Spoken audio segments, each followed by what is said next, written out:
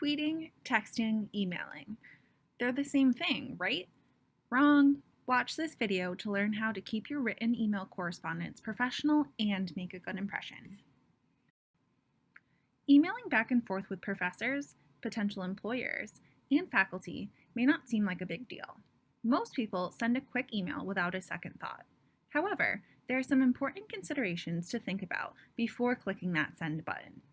Always think twice if your email is appropriate for the person receiving it. Here are some general guidelines for sending a professional email. Use a professional email address.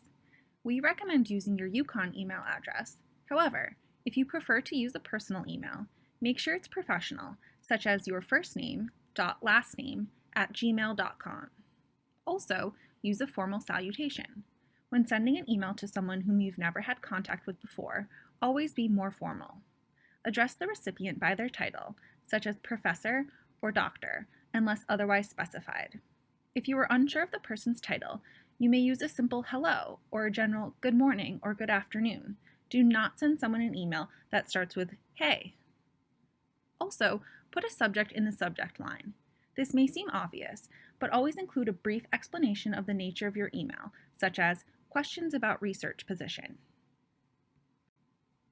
Typically, keep your email brief and to the point. The more concise your email, the easier it will be for the person to respond with the answers or information you are seeking. Always check for spelling, punctuation, and grammar. Read your email out loud, since spell check only does just that, check for spelling.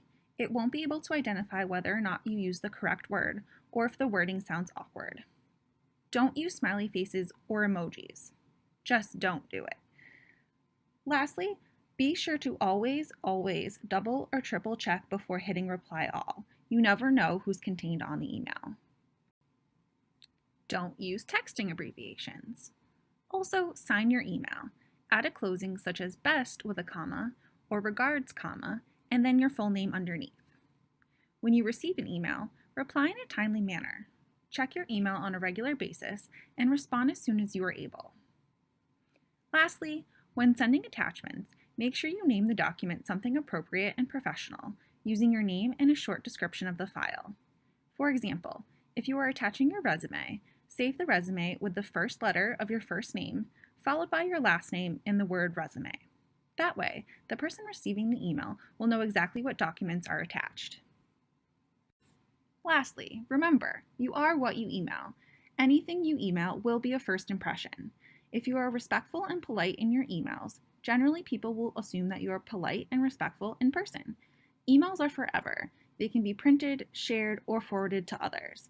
Don't write anything in an email that you wouldn't say out loud or in person. So before clicking send, be sure to make sure your email follows all of these guidelines.